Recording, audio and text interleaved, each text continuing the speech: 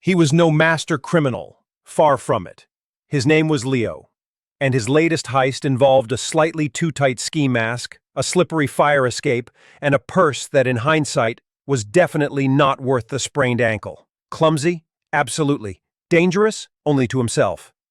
She was Detective Anya Sharma, sharp, observant, and possessing a kind of quiet beauty that could make a room pause. Anya had been tracking a string of petty, yet oddly theatrical thefts across the city. Her current target, the infamous Butterfingers Bandit. The chase was less of a sprint, more of a comical stumble. Anya, agile and focused, cornered Leo in a dead-end alley. He tripped over a discarded soda can, landing in a heap, the stolen purse tumbling from his grasp. Anya, gun holstered, approached, a look of weary amusement on her face. "Evening, Butterfingers," she stated, her voice calm, a hint of a smile playing on her lips. Leo looked up, his ski mask askew, revealing wide, startled blue eyes, and that's when he saw her properly. The last rays of the setting sun caught her hair, casting a warm glow. Her uniform was crisp, her stance professional, yet there was a softness in her expression. For Leo, it wasn't just a mugshot moment. It was a meet-cute. "Detective," he stammered, scrambling to sit up, instantly forgetting his predicament. You're even more stunning in person than the blurry security footage." Anya raised an eyebrow, a genuine laugh escaping her. "Is that your confession, Butterfingers, or a plea for a date?" "Both," he ventured, offering a lopsided, hopeful grin. "I confess to being utterly captivated." Anya cuffed him, still chuckling. "You're going to jail, Romeo." At the station, the peculiar courtship began.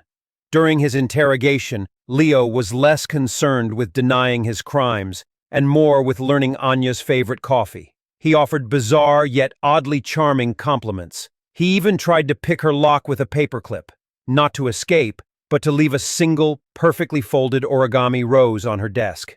"You really think that's going to work, Leo?" Anya asked one afternoon, finding the rose.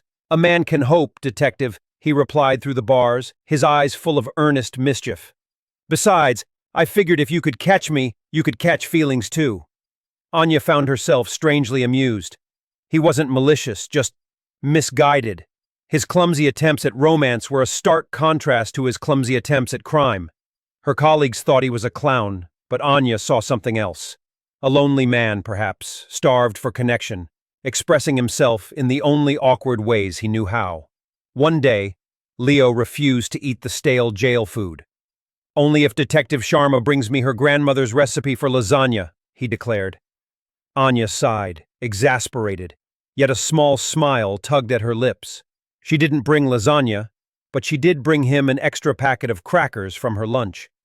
"Don't tell anyone," she whispered, sliding them through the bars. The day of his sentencing arrived. Leo, surprisingly dapper in a borrowed suit, looked directly at Anya in the courtroom.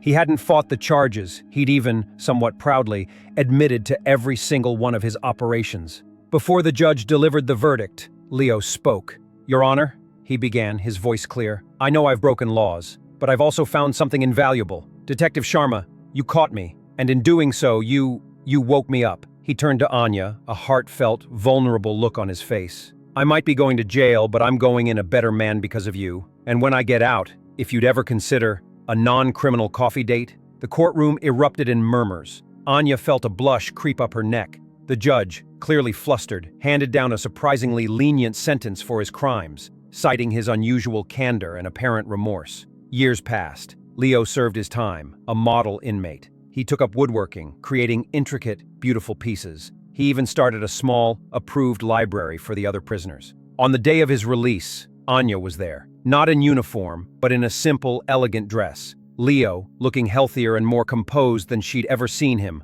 walked out into the sunlight. He smiled, a genuine, unbutterfingered smile. "Detective Sharma." Or, "Anya?" "Anya," she confirmed, a soft smile mirroring his. "About that coffee date?" he asked, extending a single, beautifully carved wooden rose. Anya took the rose. It was perfect. "Just coffee, Leo, and no more stealing, not even my heart without permission." He laughed, a joyful, free sound. "Deal." And so, the story of the clumsy thief and the beautiful detective began its unexpected next chapter. It wasn't a whirlwind romance, but a slow, careful bloom built on mutual respect and the improbable notion that sometimes the greatest catch isn't a criminal, but a second chance at life and love.